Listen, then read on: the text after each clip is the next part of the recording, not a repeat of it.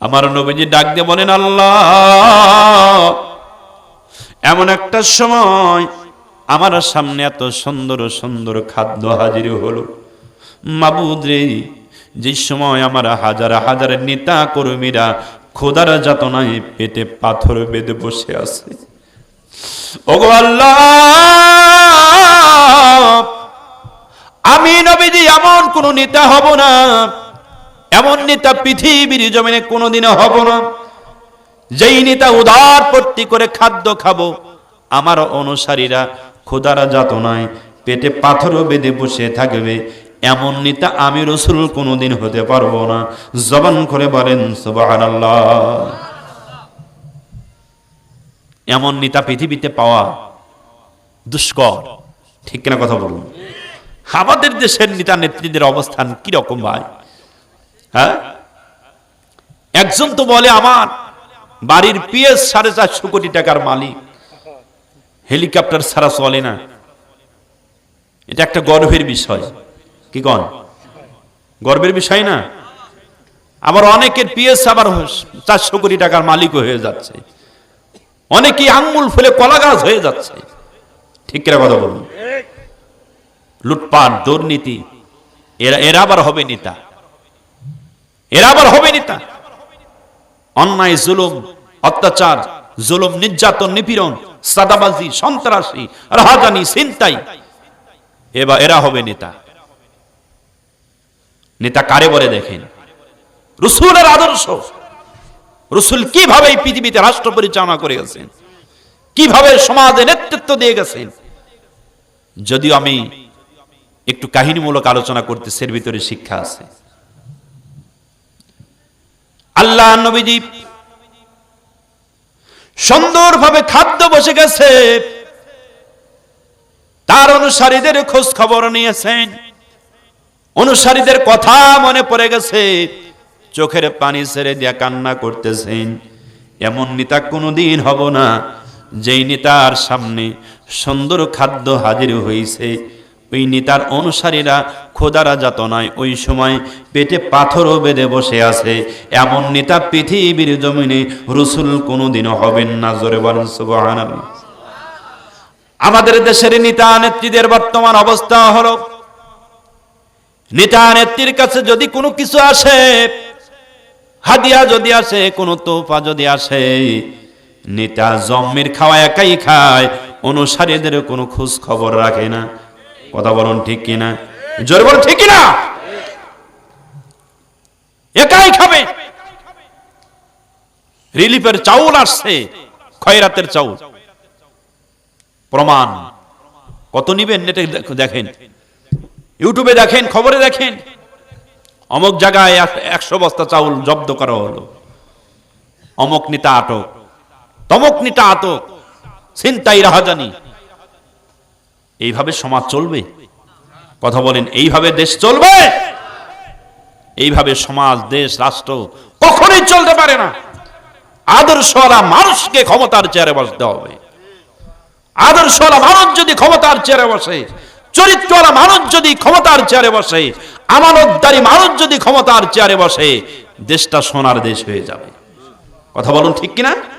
রক্ষক যদি হয় ভক্ষক, বেড়া যদি খেত খেয়ে যায়, তাহলে কি হবে? হবে না তো। যাদের উদ্দেশ্য রাজনীতি করার অর্থই হলো পকেট ভর্তি, এই রাজনীতি দিয়া কখনোই সমাজে শান্তি আসবে না। ঠিক না কথা বলুন? খুব খেয়াল করেন, রাসূল যেই আদর্শ দেখা গেছেন, সেই আদর্শ পৃথিবীতে বাস্তবায়ন করতে হবে।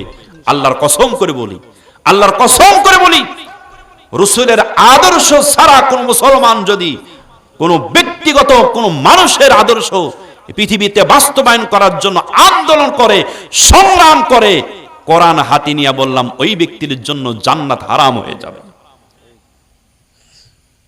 কি আপনারা মনে হয় বিশ্বাস করেন না? বিশ্বাস করেন?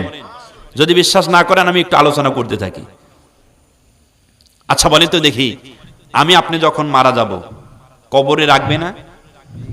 সাধারণ কথা বলি, কবরে রাখবে না ভাই? কবরে রাখে। কবরে রেখে দেখেন, সবাই আমরা একটু বলা বলি করি, এই মোরদার দুই পাশের মোড়া খুলে দাও, কি বলে না ভাই? বলে। ওই সময় কিন্তু অনেকেই বলা বলি শুরু করে, পরামানিক বেশি হয়ে যায় ওই সময়। দুই পাশের মোড়া খুলে দিয়ে একজন বলে, এই ইমাম সাহেব কোথায়? ঠিক আছে আসি। কয় দোয়া পড়ান। দোয়া শুরু হয়ে গেল। কয় বুকের উপরে হাত রাখেন। কি আপনাদের এলাকায় এরকম করে? তো বুকের উপরে হাত রাখে দোয়া শুরু হয়। কি দোয়া?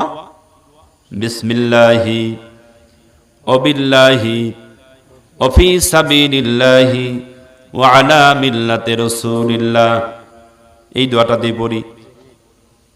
এই দোয়াটার অর্থটা কি? এই দোয়াতে আমরা কি বুঝলাম? সংক্ষিপ্ত হারে এক কথায় বোঝেন, এই দোয়ার অর্থ আমরা এটাই বুঝলাম, আজকে থেকে এই ব্যক্তিকে রাসূলের মিল্লাতের উপরে আমরা রেখে গেলাম। কার উপরে? রাসূলের মিল্লাতের উপরে। খুব খেয়াল করেন।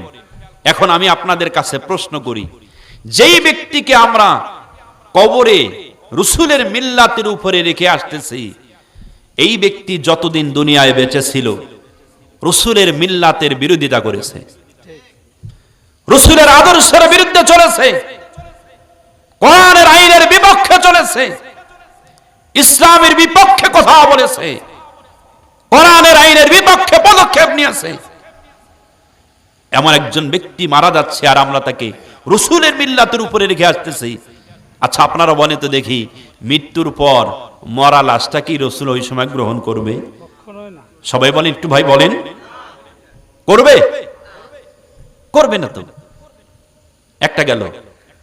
2 নাম্বার, দাফন শেষ। হাদিসে আসছে একজন ব্যক্তি কবর থেকে 40 কদম হেঁটে যেতে যত সময়, এই সময়ের মধ্যেই কবরে 2 জন ফেরেশতা আসে। কয়জন? 2 জন ফেরেশতা এসে হাজির। মাইয়াতকে জিজ্ঞাসা করে কয়টা প্রশ্ন? 3টা। মান রব্বুকা, অমান দিনুকা, অমান নাবিয়ুকা। রবকে, দিনকে, তোমার নবীকে। বলা হচ্ছে মান হাযা রাজুল। রাসূলের চেহারা মুবারক মাইয়াতের সামনে হাজির করা হবে। মাইয়াতের সামনে হাজির করে জিজ্ঞাসা করা হবে, বলো দেখি মাইয়াত, এই ব্যক্তিকে কি চেনো? এই দুনিয়ায় পৃথিবীর জমিনে ব্যক্তি সম্পর্কে তোমার ধারণা কি? বলা হচ্ছে দুনিয়ায় যদি রাসূলের মহব্বত নিয়ে যদি পৃথিবীর জমিনে জীবনটা পরিচালনা করতে পারে, রাসূলের আদর্শ যদি বাস্তবায়ন করে যেতে পারে, ব্যক্তির জবান থেকে বের হয়ে যাবে হাদা নাবিয়ুনা মুহাম্মাদুর রাসূলুল্লাহ। ইনি হলেন আমাদের নবী, যার জন্য গোটা জিন্দেগি রাসূলের মহব্বতে কাটিয়ে দিয়েছে। জবান থেকে বের হবে। আর যারা দুনিয়ায় রাসূলের বিরোধিতা করেছে, রাসূলের আদর্শের বিরুদ্ধে চলেছে, ইসলামের বিপক্ষে কথা বলেছে, তাদের জবান থেকে এই শব্দ বের হবে না। শব্দ বের হবে লা আদরি, আমি কিছুই জানি না, চিনতে পারি না, এই ব্যক্তি কে আমার ধারণা নাই, এই ব্যক্তি সম্পর্কে আমার। এখন আপনারা বলেন তো দেখি, কবরের জমিনে রাসূল সম্পর্কে যদি তার ধারণা না থাকে, ওর চাইতে বড় কপাল পোড়ার আছে।